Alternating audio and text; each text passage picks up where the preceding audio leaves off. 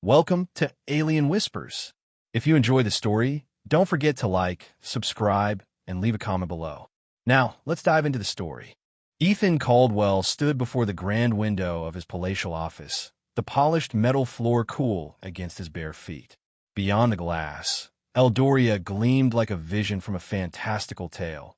Towering spires of steel twisted upward, their stained glass panels casting violet and sapphire light across streets of shimmering, luminescent sand. No clothing covered his body, only a silver shoulder strap etched with intricate designs, a hallmark of Eldorian custom. Ethan allowed himself a quiet smile, his eyes reflecting the city's glow. To go from a struggling engineer on Earth to high governor of an entire planet, it was a journey that defied belief. The key to it all? A trait the Eldorians called Vigor, and a quality that turned their rigid world upside down. Years earlier, Ethan was just another weary soul packed into a creaking cargo ship, its hull rattling as it tore through the cosmos. Tucked in his threadbare jacket was Caldwell's Multiwrench, a handmade tool from his father, scratched, unremarkable, but capable of fixing anything from a bicycle to a starship engine. Earth was in chaos then. Economies had collapsed, jobs were scarce, and Ethan, despite his mechanical talent, was reduced to odd jobs and empty promises. When hollow ads for Eldoria flashed across Earth's crumbling cities, a land of opportunity, workers wanted, he saw a chance to start over. He boarded the ship, clutching dreams of a better life, unaware he was bound for a planet that would test him in ways he never imagined. As the ship lurched into Eldoria's orbit, a metallic voice blared through the cabin. All passengers must remove all clothing before immigration processing. Eldorian law. The air grew heavy with stunned silence. Ethan turned to a fellow passenger, his voice low. "Did they just say naked?" The man, pale and trembling, muttered, "Get ready for the madhouse, buddy." With no choice, Ethan stripped, feeling exposed in every sense of the word. Gripping his multi-wrench like a lifeline, he stepped onto the boarding ramp, heart pounding. Eldoria's air was humid and sweet, tinged with a metallic edge. The spaceport was a marvel of engineering. Walls of polished steel, glowing glass panels, and arches that soared like cathedral vaults. The Eldorians moved with an otherworldly grace, tall, hairless, their pale skin almost translucent, adorned only with silver straps or necklaces that glinted in the light. But their gazes on Ethan were cold, judgmental. A group of Eldorian women, their eyes sharp and unyielding, pointed at him and whispered, their laughter sharp as glass. "A minivigor," one called out, her voice dripping with mockery. "Look at that tiny thing." Children darted around him, tossing pebbles and chanting, "Mini, mini, no power, no glory." Ethan's face burned, his steps faltering. He tried to stand taller, but the weight of their scorn pressed down like a physical force. The humiliation didn't end there. At the immigration checkpoint, an Eldorian official, his silver necklace wide and ornate, scanned Ethan with a humming device. The screen flickered, and the official let out a derisive chuckle. Ethan Caldwell, human, Earth origin. Vigor, minivigor. Lowest caste. Ethan bristled, his voice sharp. "Hold on. On Earth, I'm perfectly average. Normal." The official's lips curled into a sneer. "This isn't your backwater Earth, human. Here, vigor is everything, power, intellect, status. Yours." He tapped the screen, his tone mocking. "Pathetic. You're suited for energy conduit maintenance. The filthiest work we have." Ethan's stomach sank. Conduits? That sounded like glorified sewers. He opened his mouth to protest, but the official cut him off. "Enough. Move along. Next." Ethan glared, his hands tightening around his satchel, but he had no choice. As he shuffled out, he pulled out his multi-wrench to fix a jammed strap, only to draw more ridicule. A passing Eldorian, his silver strap gleaming, scoffed. "What's that junk? We use bioenzymes and neural tech. Your relic belongs in a museum." A crowd gathered, their laughter echoing through the spaceport. Minivigor and a toy tool. One jeered. "This human's a walking joke. Ethan pocketed the wrench, his jaw clenched. "Keep laughing," he muttered under his breath. "You'll see what this joke can do." But in that moment, he felt smaller than ever, a stranger in a world that judged him by a single, unchangeable trait. Eldoria's obsession with vigor ran deep, rooted in a legend of Vulcanus, a mythical figure whose immense vigor supposedly saved the planet from an ancient energy crisis. Since then, Eldorian society had been built on a brutal hierarchy. Those with large vigors ruled as elites, while minivigors like Ethan were relegated to the fringes, their lives defined by labor and scorn. The city's grandeur only amplified Ethan's isolation. Its spires and glowing streets were reserved for the maxivigors, while the slums, cramped, dim, and reeking of conduit runoff, were home to those deemed lesser. Ethan's new reality was a daily gauntlet of dirty work and derision. His job in the energy conduits was as bad as he'd feared.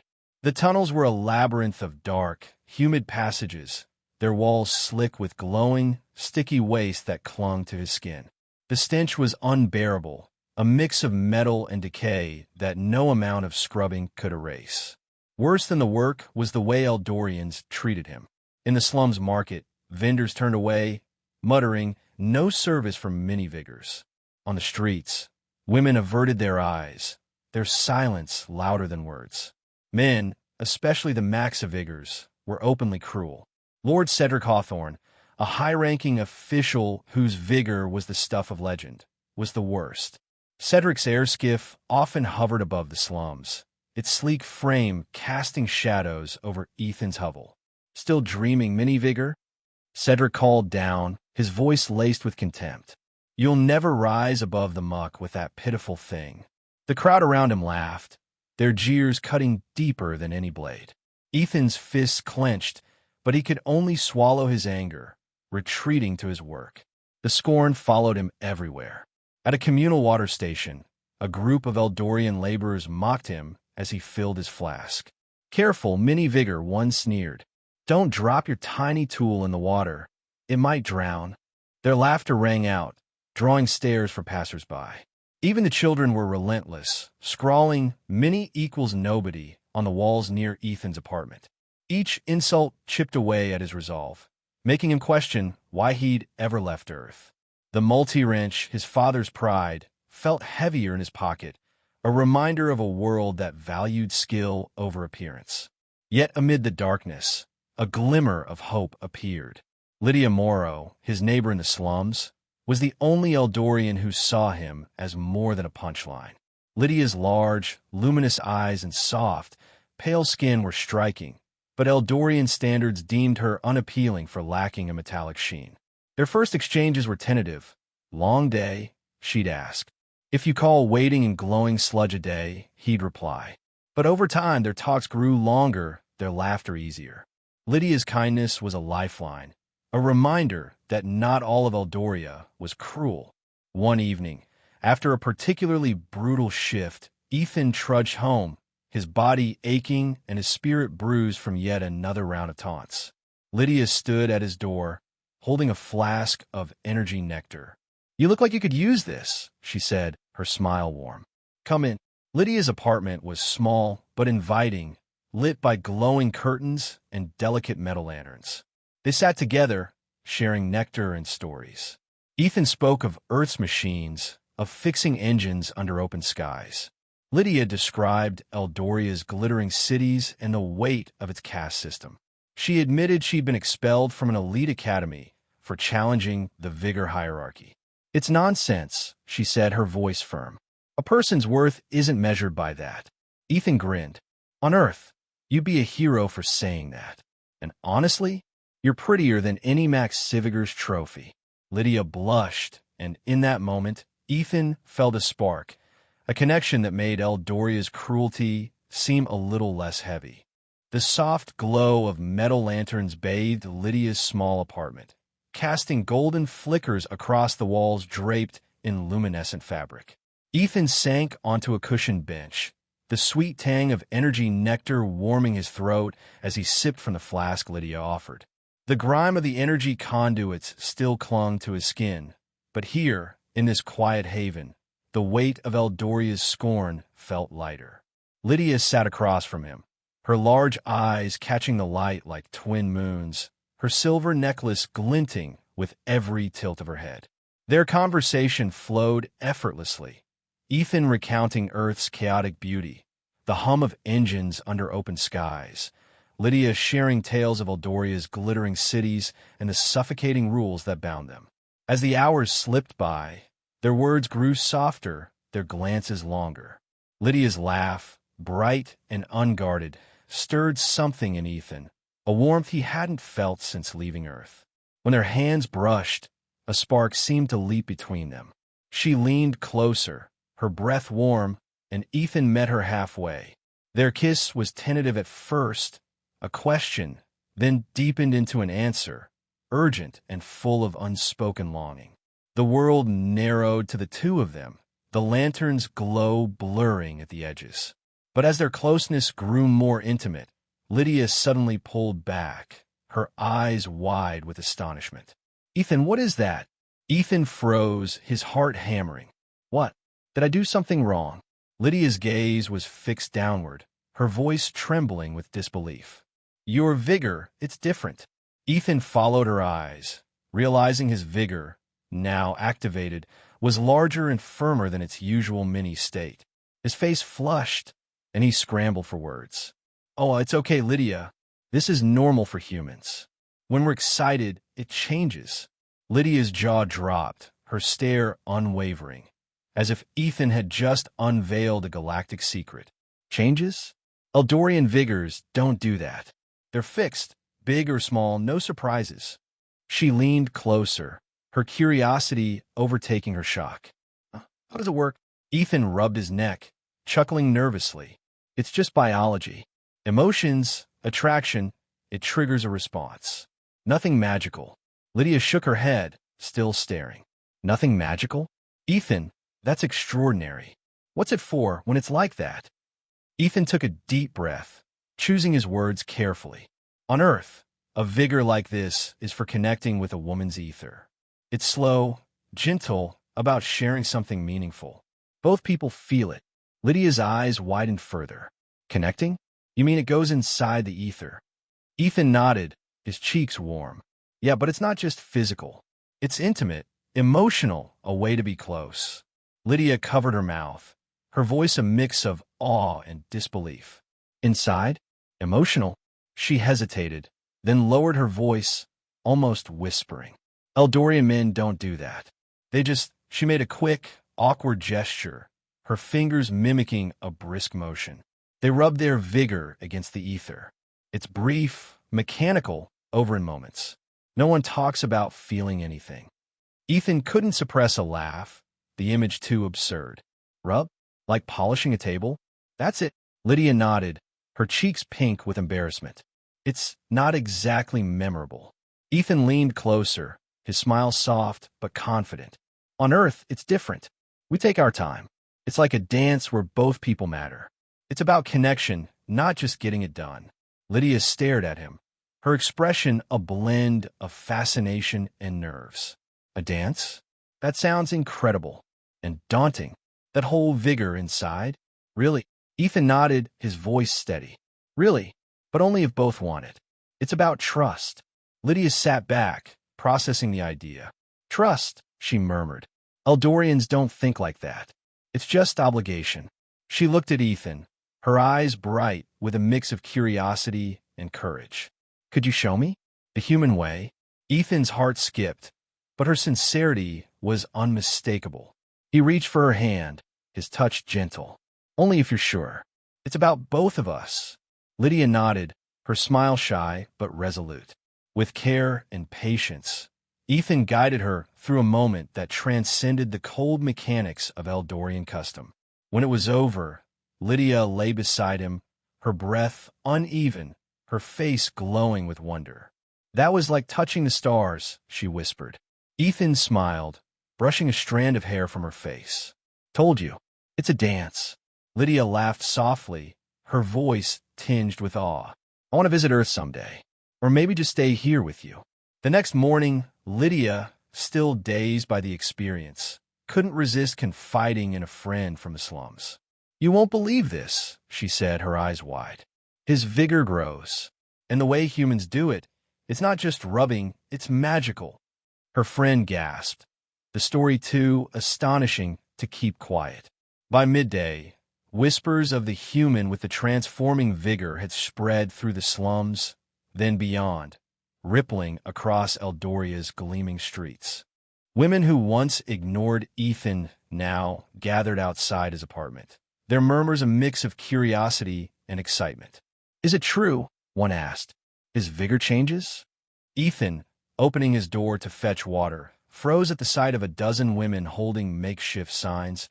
"Show us the vigor." He slammed the door, his voice muffled through the metal. This planet's lost its mind. The rumors didn't stop at the slums.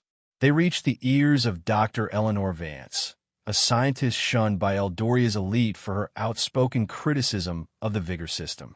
Eleanor, with her wild hair and an oversized silver necklace that clinked with every step, tracked Ethan down in the market.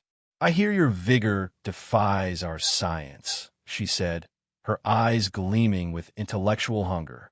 "Will you let me study it?" Ethan groaned, shifting uncomfortably. "I'm not a lab specimen, doctor." But Eleanor was undeterred, her voice urgent. "You could dismantle Eldoria's caste system, Ethan. Your biology is a revolution waiting to happen. Think of the impact." Ethan hesitated, unsure whether to trust her, but her passion was hard to dismiss. Meanwhile, the growing buzz around Ethan infuriated Lord Cedric Hawthorne, a Max Civiger elite whose reputation rested on his legendary vigor. Cedric, with his chiseled features and a silver strap that screamed authority, seated in his opulent tower. "A minivigor stealing my glory?" he growled to his aides. "This human is a fraud. Nothing more." Cedric launched a campaign to discredit Ethan, spreading rumors that his transforming vigor was a trick, perhaps a bioengineered implant or a con to scam the gullible. He sent spies to the slums, hoping to catch Ethan in a lie, but the plan backfired. One spy, posing as a laborer, witnessed Ethan using his multi-wrench to fix a leaking conduit pipe, restoring light to a darkened alley. The story only fueled Ethan's mystique, with whispers now praising his strange human tool alongside his vigor. Cedric, undeterred, escalated his attack. He announced a public vigor contest in the city's Grand Plaza, a spectacle where Maxivigors traditionally displayed their prowess to reaffirm their status. "Let the human prove himself," Cedric declared, his voice booming through hollow screens across Eldoria. "If his vigor is as miraculous as they claim, let him face me."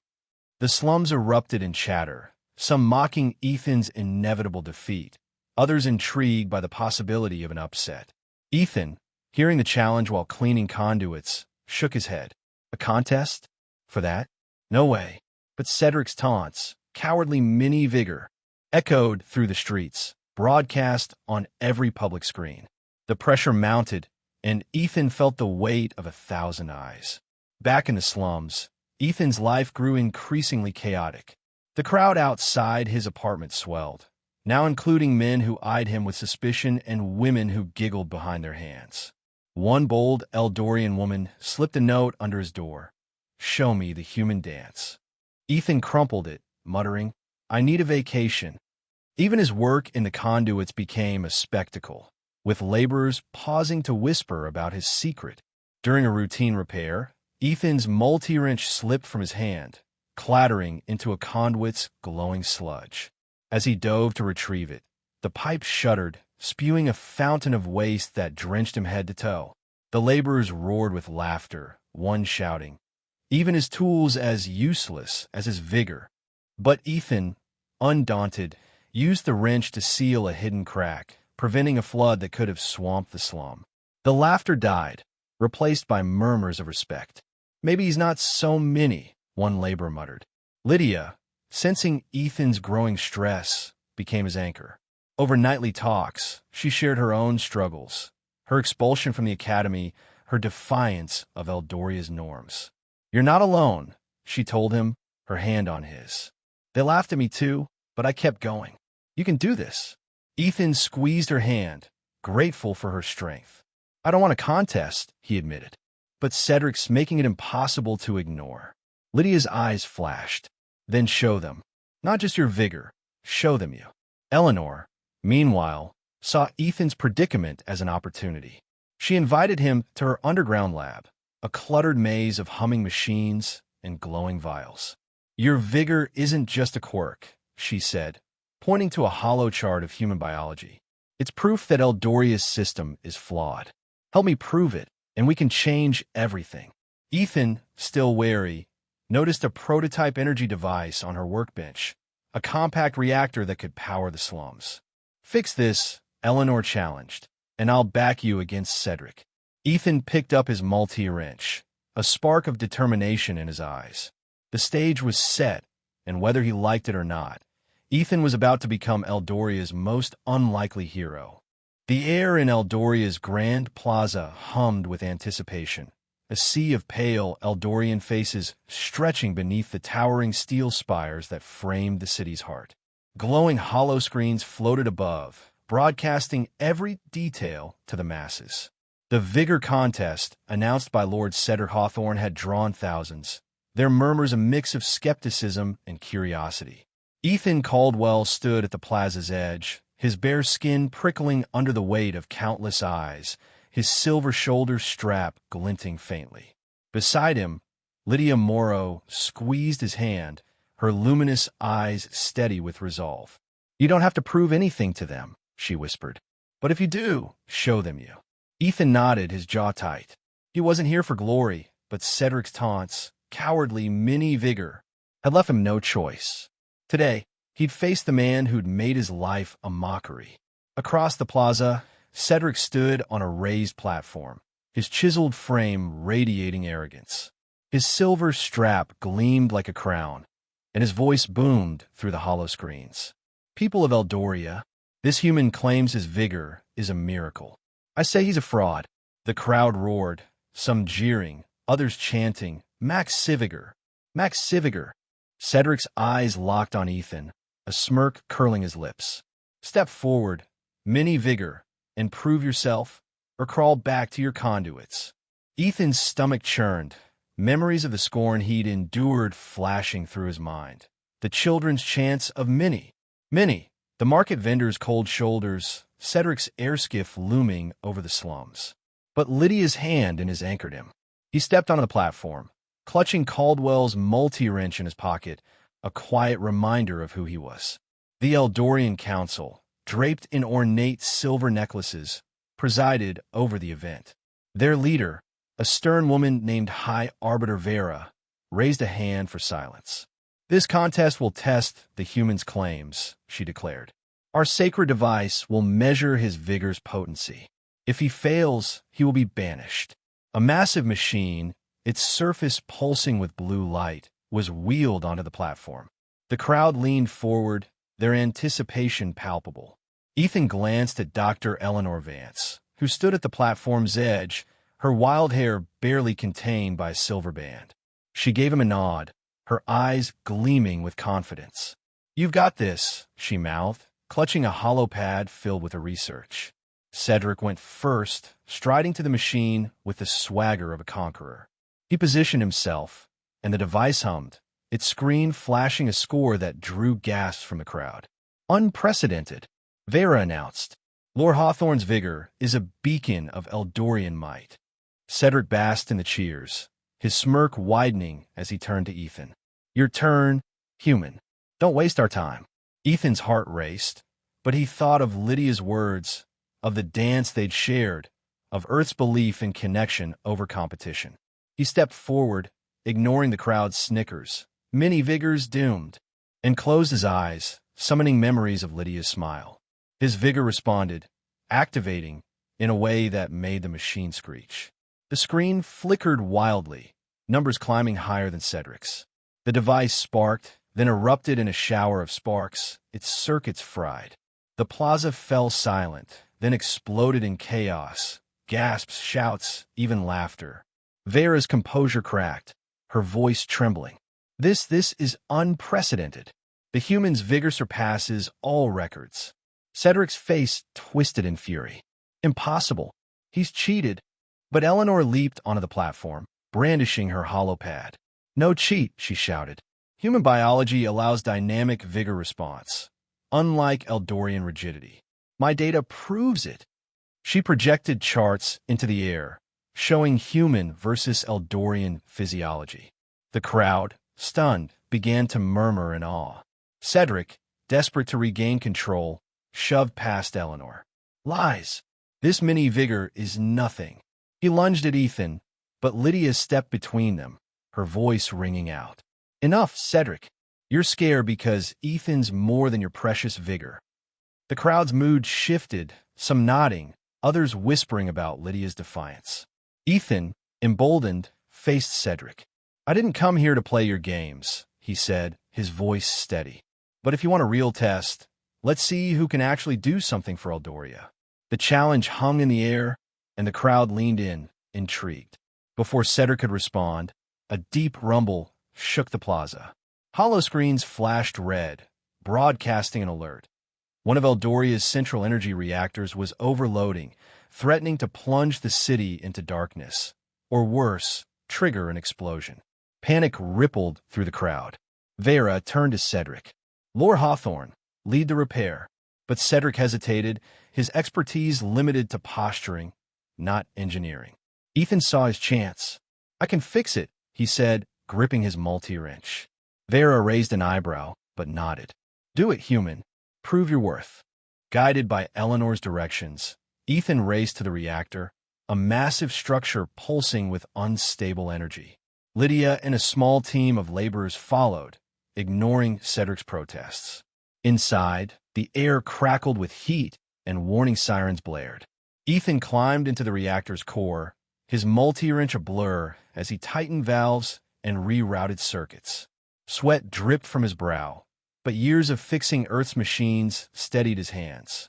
Lydia relayed Eleanor's calculations, her voice calm despite the danger. You're doing it, Ethan, she called. With a final twist of the wrench, Ethan sealed a critical conduit, and the reactor's roar softened to a hum. The holoscreens outside flashed green, crisis averted. The crowd erupted in cheers as Ethan emerged, covered in soot but triumphant.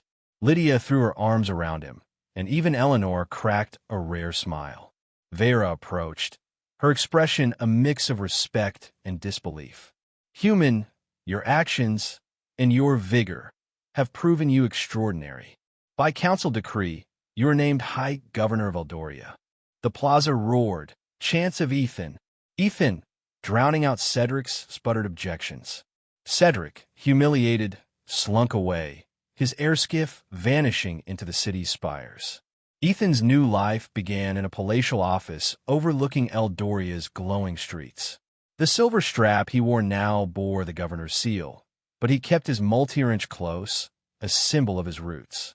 His first act was to reform the vigor system, issuing decrees that valued skill and character over biology. He founded a technical academy, open to all castes, where Eldorians and immigrants alike could learn mechanics and engineering. Lydia became his chief advisor, her sharp mind shaping policies that broke down old hierarchies. Eleanor, appointed head of scientific research, unveiled her reactor prototype, completed with Ethan's tweaks, powering the slums with clean energy. Life as governor wasn't without quirks. The council insisted on periodic vigor inspections to uphold tradition, leading to awkward moments. One night, an official knocked on Ethan's door at midnight, demanding a test. Ethan, half asleep, grumbled, "Can it wait? I'm in a policy meeting." Lydia, stifling laughter, shooed the official away. These incidents became light-hearted stories, shared over nectar with Lydia in their private quarters. "You're still their vigor hero," she teased. Ethan grinned. "I'd rather be their wrench hero." As months passed, Eldoria transformed. The slums grew brighter, their streets lined with new workshops. Eldorians began crafting tools inspired by Ethan's multi-wrench, and the phrase human ingenuity became a badge of pride. Ethan stood at his window one evening, Lydia at his side, watching the city pulse with life. "I came here to escape Earth's mess," he said softly. Never thought I'd change a world. Lydia leaned against him. You changed mine first. He smiled, his hand finding hers. The boy mocked as Minivigor had become a leader, not by size but by heart and skill. If Ethan's journey inspired you, hit that like button and subscribe for more epic HFY tales. Got a multi-wrench of your own, a skill or tool that defies the odds? Share in the comments, and who knows, you might be the next High Governor of Eldoria